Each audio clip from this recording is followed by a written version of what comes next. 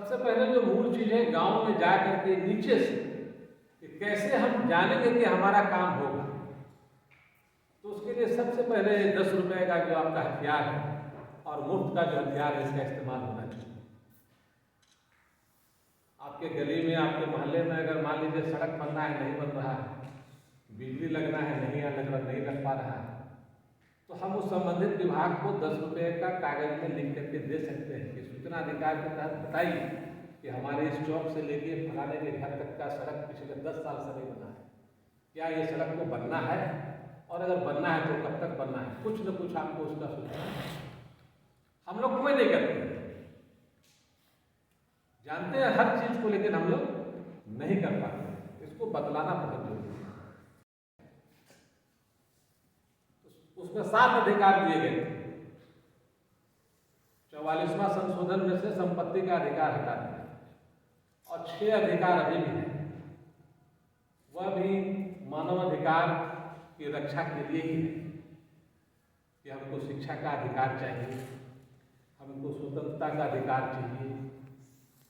ऐसे ऐसे 6 अधिकार उसमें शामिल हैं। इसको भी जानना चाहिए। जहां तक थाना पुलिस का मामला है, कि हम सभी जानते हैं कि आपके पास कोई दिक्कत आ जाएगा, आप थाना में जाइएगा तो संभवतः बहुत अच्छा व्यवहार करने वाले लोग नहीं मिलेंगे।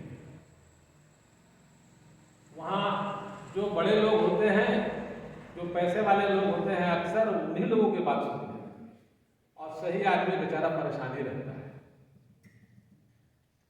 ऐसे समय के लिए क्या है भाई, तो मैं तो कहूँगा दिनेश जी से कि अपने संघ के बैनर करें, सरकार से यह मांग जरूर करें कि क्लास 8 से ही जो है आईपीसी और सीआरपीसी की धारा पढ़ाना शुरू करें। अगर स्कूलों में इसका नियमित रूप से पढ़ाई आरंभ हो जाए तो बच्चे मैट्रिक पास करते करते अपना अधिकार स्वयं जाएंगे। खास करके जो जरूरी जानने की चीजें वो है करेंगे तब लॉ के लिए आपको पढ़ना है, या आप तो इंटर के बाद 5 कोर्स कर दिया, तो आप वहां से जाते हैं और धीरे धीरे फिर सीखना शुरू करते हैं। लेकिन आज जरूरत इस चीज का है कि पता नहीं कब किसके साथ क्या समस्या होता है, तो कुछ न कुछ जानकारी होना उसको बहुत जरूरी है। और जब तक इस चीज का जानकारी नहीं होगा, अधिकार का रक्षा नहीं किया जा सकता है। अभी देखिए, आए दिन आप देखते होंगे पूजा के समय, शादी विवाह के समय, या किसी खास अवसर पर, परीक्षा हो या घर में कोई बीमार हो, अगर बगल में कोई पंडाल है, बगल में शादी में ब्याह हो रहा है, तो आपसे उसको कोई मतलब अधिकार के अंतर्गत है। अब जन्म लिया तो उसको भोजन का अधिकार है, उसको दूध पीने का अधिकार है, पानी पीने का अधिकार है, सब उसको चाहिए। आगे बढ़ेगा तो उसको खाने का अधिकार है, भोजन का अधिकार है, थोड़ा और आगे बढ़ेगा तो पढ़ाई लिखाई का अधिकार है, थोड़ा और आगे बढ़ेगा तो उसको रोजगार का अधिकार है। ये सारा एक आदमी के साथ ही, अधिकार के साथ ही जन्म हुआ और अधिकार के साथ ही उसको समाप्त भी होना है। लेकिन इस बीच में अधिकार को पाने के लिए कुछ ड्यूटीज भी दिया गया है। हम सिर्फ अधिकार की बात नहीं कर सकते, हम अपने कर्तव्य को भी निभाएंगे, तब अधिकार को पाने के बाद कर पाएंगे।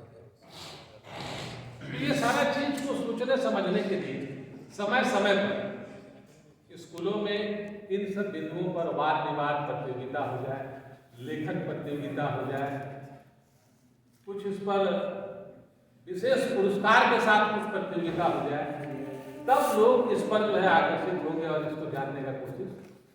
नहीं तो अपना सिलेबस है, हम आते हैं, जो 6 सब्जेक्ट 5 सब्जेक्ट पढ़ना है पढ़ते हैं और चले जाते हैं, दिनचर्या की बात है। ये उससे हट कर तब हम लोग मानवाधिकार पर गोष्ठी करते हैं, तब इस पर हम लोग इतना बातचीत करते हैं, और सारे लोग मेहनत कर रहे हैं और इसका असर भी है। और मानवाधिकार एक ऐसा इंस्टीट्यूशन है कि जिसकी बात सुनी भी जाती है। जो महसूस करते हैं, जो देखते हैं, वही वहां तक पहुंचा सकते हैं ऑथोरिटी में कि अभी भी इनमें इन चीजों की जरूरत है, जिसको संशोधन करके पावर देना चाहिए।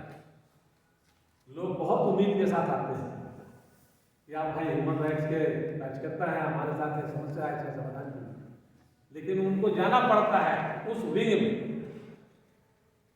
कुछ छोटी छोटी चीज़ों का जो गांव में बैठ के हो सकता है, ऐसी कम से कम समस्याओं का जो निपटारा का अधिकार है, जो डिसीजन है, जो पावर है, ये ह्यूमन राइट्स को ही मिलना चाहिए। यह बात भी सरकार के संज्ञान में जाना चाहिए। सारे लोग खुद ब खुद चूंकि वर्षों से काम कर रहे हैं, सब पुराने लोग हैं, हमको तो लगता है काफ़ी लोग से हम पहले भी मिल चुके हैं, आते जाते रहे हैं और सभी लोग जानते हैं और सब अच्छे काज करते हैं।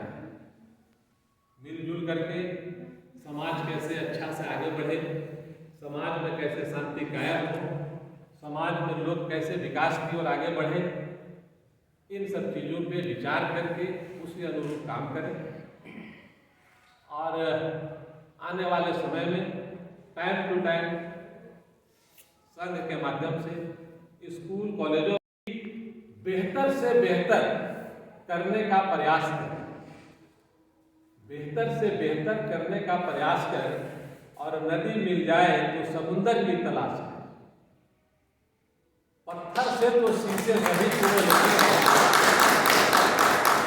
पत्थर से तो शीशे सभी तोड़ लेते हैं, शीशे से पत्थर टूट जाए ऐसे शीशे की तलाश। तो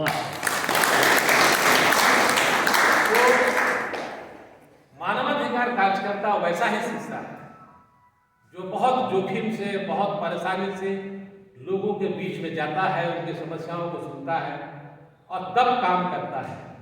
न जाने कितने ह्यूमन राइट्स एक्टिविस्ट इस जोखिम में अपने प्राण भी गंवा चुके हैं। तो इतना कठिन नगर के साथ काम करना और मंजिल तक पहुंचना बहुत मुश्किल काम होता है, लेकिन इस काम को करना है। आप जितने यहाँ साथी बैठे हुए हैं, एक्टिविस्ट बैठे हुए हैं, उनसे मेरा एक और बात कहना है कि कदम ऐसे चलो कि निशान बन जाए और काम ऐसे करो कि पहचान बन जाए।